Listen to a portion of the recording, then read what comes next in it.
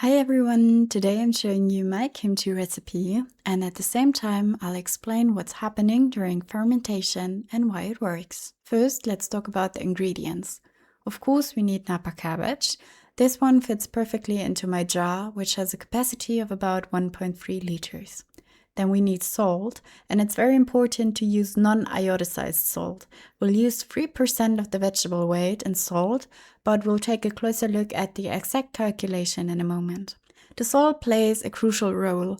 It helps inhibit unwanted microorganisms because during fermentation, lactic acid bacteria, which are already naturally present on the cabbage, ferment the sugars in the vegetables into lactic acid. This lowers the pH value and creates an acid environment. That's also why kimchi tastes slightly sour in the end. In this acid environment, harmful bacteria don't stand a chance. Additionally, carbon dioxide is produced from the sugars during fermentation. This CO2 helps create an anaerobic environment, meaning an environment without oxygen. And since molds need oxygen to grow, this is another protective factor. So it's really a win-win situation and a very safe way to preserve food. Next, we need 100 grams of Daikon radish or regular radishes and 50 grams of carrot. We'll also need 1 spring onion, 4 cloves of garlic, half an onion, and 1 teaspoon of ginger. Then we need 1 small Nashi pear. If you can't find one, you can simply use half an apple instead. That's what I did here. Just make sure to choose a sweet variety. In most grocery stores, apples are labeled as sweet, sweetheart, or tart, at least in Germany. And for this recipe, we want the sweet kind. We also need Gochugaru chili flakes, about 30 to 50 grams. In this recipe, I think I used more like 20 grams because I'm personally not great with very spicy food, but you can easily adjust the amount depending on how spicy you want your kimchi to be. If you can't find Gochugaru chili flakes, you can use regular chili flakes instead. Just keep in mind that the flavor will be slightly different. Then we need 10 milliliters of soy sauce, 1 tablespoon of fish sauce, and 1 tablespoon of rice flour. If you can't find rice flour, regular flour will work as well. However, in my experience, rice flour thickens butter and creates a smoother paste, which we'll need later on. I got the Gochugaru chili flakes and the rice flour from a local Asian grocery store, but as I said, if you don't have one nearby, just use the alternatives I mentioned. At the beginning, make sure to weigh your Napa cabbage so you can adjust the amount of salt accordingly. Mine weighs 1,101 grams and I simply wrote that down. We'll come back to that in a moment. Now let's move on to the first step. We're going to quarter the Napa cabbage. To do that, first cut it in half. I like to make a small cut at the bottom near the core and then pull it apart by hand, but you can also just cut it all the way through with a knife. But I personally enjoy pulling it apart. It kind of like naturally separates along the leaves. Do this with both halves so that you end up with 4 quarters. Next, we're going to rinse the cabbage briefly. This helps the salt stick better later on. So I place the quarters into cold water and gently lift up the individual leaves to make sure everything gets wet. Do this with all the quarters. Next, we'll start applying the salt to the cabbage. You can either do it in the way I'm showing right here. If you want to keep the cabbage in quarters, in that case, you lift up each individual leaf and sprinkle the salt in between the layers. Or you can do it the way I prefer, cut the cabbage into bite-sized pieces right away. I personally find it much more practical, especially later when you want to portion the kimchi straight from the jar. Otherwise, you'll end up taking out a whole cabbage quarter. So go ahead and cut all 4 quarters into bite-sized pieces and place everything into a large bowl. Now our weighed cabbage comes into play. We have 1,101 grams of cabbage and we multiply that by 0.03 because we want 3% salt based on the cabbage weight. That means we need about 30 grams of salt, plus a few grams won't make a big difference, but 38 grams would be a bit too much, so if you overshoot a little, just remove some again. I personally prefer having 1 to 2 grams too much rather than too little. Now, we sprinkle the measured salt evenly over the cabbage pieces. I actually removed a few cabbage pieces from the bowl so I can layer everything properly and make sure the salt is evenly distributed. As you can see, I'm sprinkling salt over the first third of the cabbage, then I add the next third on top, sprinkle more salt over it, and gently massage it in between. Then I add the final third or fourth and sprinkle the remaining salt over everything. Of course, you could also just add the salt on top right from the beginning, but I personally feel like layering it this way distributes the salt a bit more evenly. After that, I massage everything thoroughly and then let it rest for 30 minutes. You can already see that after the first 30 minutes, liquid starts collecting at the bottom of the bowl. We'll let the cabbage rest for a total of 3 hours, and every 30 minutes we'll come back to mix and massage it again to make sure the salt is evenly distributed throughout. After the next 30 minutes, so after 60 minutes total, you can already see how much liquid has been drawn out. The volume reduces noticeably and the cabbage becomes softer. After 90 minutes, you'll really notice that the cabbage has become much more flexible and has released a lot of water. At this point, net it again, just like you did every 30 minutes, and then let it continue to rest. After 120 minutes, so after 2 hours, you can see that a lot of liquid has been drawn out. The cabbage is now very soft, has lost a lot of significant amount of volume, and this process continues as it rests. Let me bring one piece of cabbage a bit closer so you can see it better. The texture has clearly changed. It's much more softer now, and you can also see that the edges are becoming slightly translucent. So I press everything down again to make sure all the cabbage is submerged in the released liquid. Now we're in the final 30 minutes of resting time. While the cabbage continues to soften, I'll start preparing the paste. For that, we need 80 milliliters of water. I add the water to a small pot together with 1 tablespoon of rice flour and whisk it together until smooth. Then we bring the mixture to a boil on the stove. So I place the rice flour and water mixture on the stove and keep stirring continuously, otherwise it will burn at the bottom. On my stove, this doesn't take long at all. You'll quickly see it start to thicken and turn into a sticky paste. As soon as that happens, take it off the heat. You can see here in the whisk how thick it has become. It's really quite firm.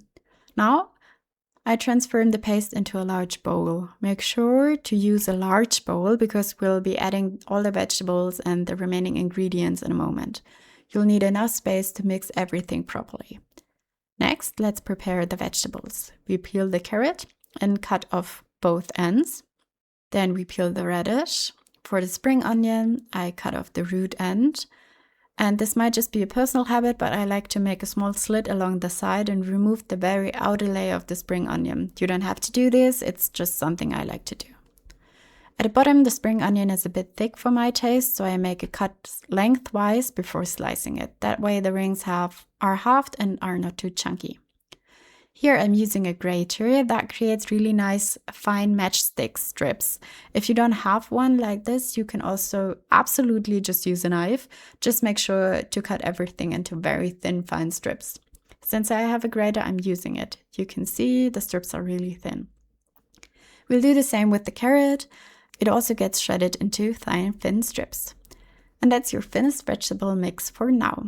We'll set that aside and move on to preparing the onion, garlic, ginger, and apple because we're going to blend those together.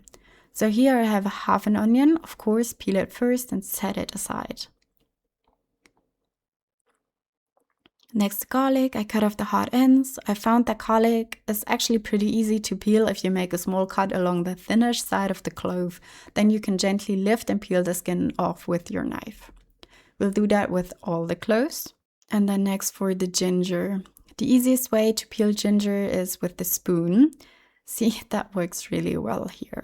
For the ginger, I'm roughly using about a teaspoon, just estimating it by eye. It's about the lower quarter of this piece. It doesn't look like much here, but you can always place it on a teaspoon to check. And honestly, a little more or a little less will make a big difference. Now for the apple, we only need half, and here I'm removing the core. It might look a little risky the way I'm cutting it, but I've never heard myself doing it this way, and it works for me. Then I peel the apple because I personally don't like having firm apple pieces in my kimchi, but that's totally up to you. After that, I roughly chop all the ingredients, the apple, the onion, and the garlic. I simply cut the garlic cloves in half and the ginger as well. Now we'll transfer everything into a tall container because we're going to blend it into a smooth paste.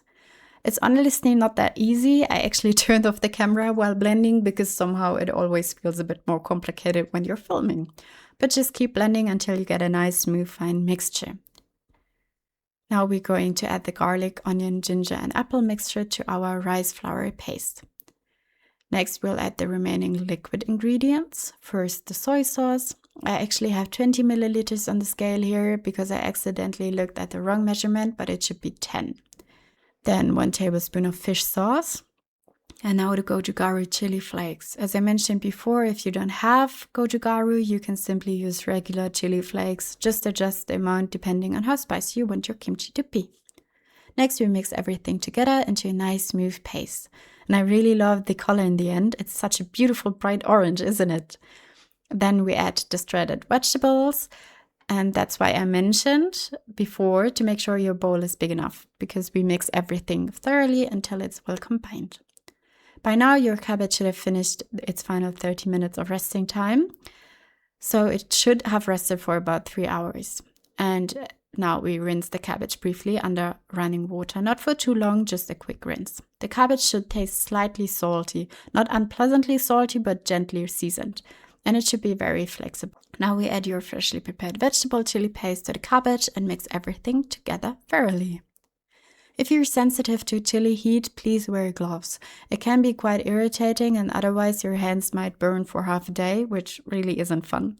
So if you know you're sensitive, definitely put on gloves. This is what it should look like once everything is nicely combined. Next, I'm going to sterilize my jar. I simply boil some water and rinse the jar with it in the sink. Once the jar has cooled down, we can start filling it with the kimchi. I always try to work as neatly and cleanly as possible, but honestly, I never managed to keep the rim completely clean while filling it, and that's okay, we can wipe it down afterward. Now we transfer all the kimchi into the jar. As you can see, I'm using a special fermentation jar with an airlock valve on top. This allows the gases produced during fermentation to escape. You can also use a swing top jar, the gases can escape there as well. But you can also use a regular jar with a normal lid. Just keep in mind that during fermentations, gases are produced, so as I mentioned earlier. So you'll need to burp the jar regularly to release the pressure. Now press everything down firmly. As you can see, I'm really pushing out as much trapped air as possible. I also gently shake or tap the jar so any remaining air bubbles can rise to the top. It might not look very pretty at this stage, but it's important to remove as much air as possible. Then clean the rim of the jar thoroughly, so nothing sticks to it. That way there's less risk for mold forming. If you have one, a fermentation weight is extremely helpful. It ensures that the brine stays above the vegetables. Don't worry if the jar doesn't seem completely filled with liquid yet. More brine will develop over the next few days, but it's very important that the vegetables stay submerged under the liquid. Anything sticking out above the brine and exposed to air has the potential to grow mold. So I'm pressing the cabbage down once more to make sure everything is fully submerged under the liquid. Now you can simply close the jar and leave it at room temperature for 2 or 3 days. After that, move it into the refrigerator. During these 2 to 3 days, fermentation will begin. On the first day, I usually don't see much happening, but by the second day, things really start to get active. You'll notice bubbles forming inside the kimchi, like you can see here. There's absolutely no need to worry about that. The bubbles are caused by the carbon dioxide that's being produced during fermentation. Even if you press everything down perfectly and there wasn't a single air bubble on day 1, by day 2 you'll see bubbles everywhere. That's completely normal, so no need to panic. Another sign that fermentation is active is when the kimchi makes a hissing sound as you release the pressure. When you burp the jar, you'll hear the CO2 escaping. That sound is actually a great sign that everything is working properly. I'll show you a short clip so you can hear and see what it looks like.